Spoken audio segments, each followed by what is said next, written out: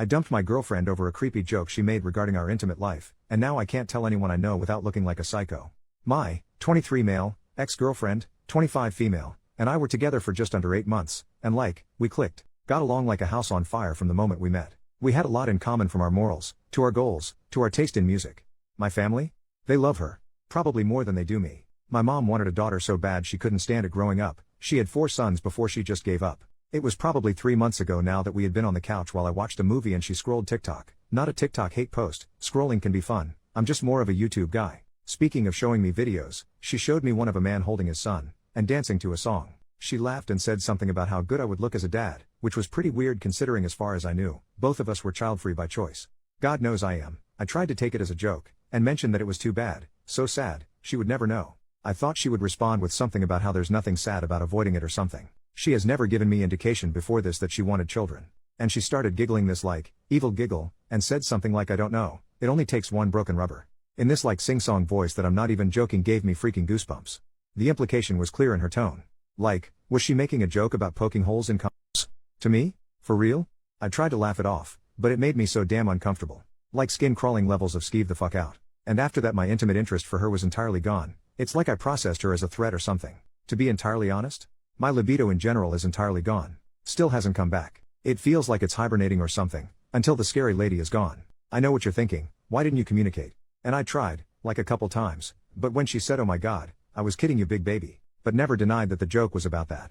I dropped it, and stopped bringing it up. I didn't think it was worth the fight at that point, because while I still do care about her, a lot, I do not feel comfortable even going to sleep around her, and there is no way that is gonna mesh with a healthy relationship. If there's no trust, there's no relationship, that's how I feel, right? So I broke up with her, and when I told her, I said it was because I really needed to focus on myself. I didn't see a point in telling her then, it would have just pissed her off. As is, she seemed to take it in stride, not angry, or concerningly upset, so that's good. My family is even more heartbroken about this than I am, and I haven't been handling it well either. They've been begging me to reconsider, but there's no way I'm doing that.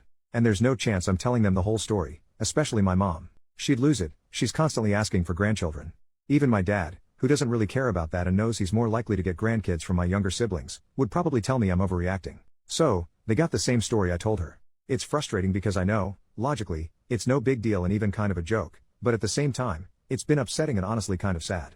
I know I'm overreacting, but in the moment it felt like my only option, and I really don't want to take it back even if I am. I know you may think I'm paranoid, and I probably am, but I just could not stop thinking about it.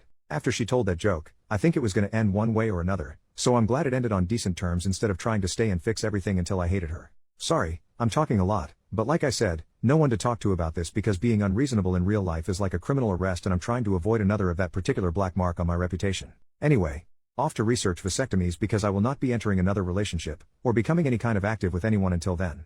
Edit to add, I was clear, from the very beginning. And from what she had told me she was on the same page. I would never have dated her for 8 months if I thought she wanted kids, because I wouldn't want to waste someone's time like that. If she wanted kids she could have just said so instead of whatever that was. Also, someone asked me if I was responsible for taking care of my siblings growing up. I am the eldest and the next oldest is 16. You would be correct that this is a big reason that I don't want children. My dad and I get along okay now, but my mom and I still fight about it a lot because the way she sees it, it was my responsibility to take care of my brothers the way I did, and it's just the way things are. Apparently when I have kids I'll know. My mother had been a stay-at-home mom, but I still remember each time she got pregnant the way my list of crap would grow. By the time I was in middle school I was in charge of the youngest two anytime I was home, and if they got into anything or caused trouble, it was my ass that was grass, and mom's belt and dad's board were the lawnmower. Edit, I want to defend my mother, just a little or maybe why I haven't went no contact. The reason she thinks it's the responsibility of the oldest, is because that is how she, an eldest sibling herself, was raised. On top of that, I do think that she suffered pretty heavily from PPD during this time. I don't think my mother is some heartless monster or even a lazy parent. I think she was going through a hard time mentally and handled it the best she knew how, which was to lean on someone she shouldn't have, which is me. I just want to add this because this post has a lot of attention and I don't want anyone to think poorly of her for something that was out of her control. I don't blame my brothers for any of this. Hell, we joke around about it. I still talk to and see them regularly and we actually have a trip planned to go fishing out of state in a couple months. I love them more than anything, so I get a little defensive when people start acting like they know anything about them or me. I know I should work on that too, but it's a problem. Rude people, man. They get to me. I know I should go to therapy, and I've tried, but there aren't many options without a waitlist near me, so I'm kind of at a standstill. The fact of it is, even if the therapist changed my fears, I know what I want from life and it isn't children.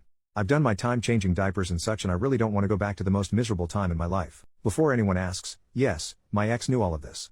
Update 2 months later. Well, I never ever thought I would update, but I have one lol. Like I thought I had lost the password to this account and everything, but it was saved in the notes on my laptop. This isn't much of an update, but I can say that I did end up telling my friends more about the breakup, after I found out my ex is trying for a baby with her new boyfriend, who also happens to be her ex. Also, I wasn't stalking her to get this information. I live in a small town, and 2 of my friends came to me and told me. They said they didn't want me to find out from someone else, but I didn't really care outside of the relief that now I was sure that she wasn't pregnant during the breakup, something that had been giving me nightmares. They calmed down. Apparently both of them thought I would react badly to the information and spiral or something. Whatever.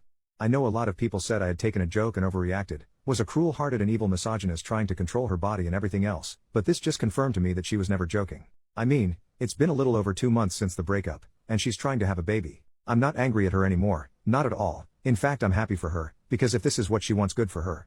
I just wish she could have told me sooner, so as to not waste either of our times. I've been working on getting a vasectomy, but as of now it hasn't happened yet. But as I mentioned in the last post, I won't be intimately or romantically active to any degree with anyone but my hand until that's completed.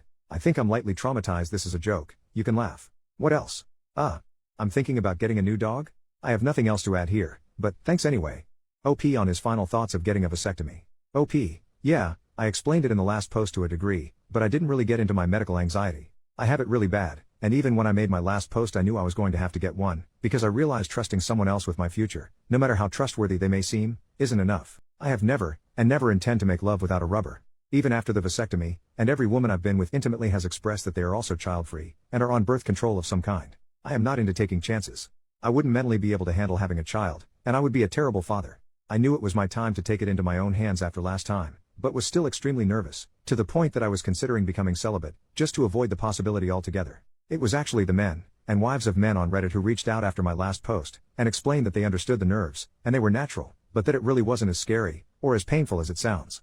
I am very thankful for that, because it helped me to get up the balls, pun not intended, to bring it up with my doctor and start the process. Some even gave me advice on how to deal with the healing process, which I have fully taken under advisement. I'm hoping that afterward I feel the same way they do, confused and frustrated with myself as to why I didn't do it sooner.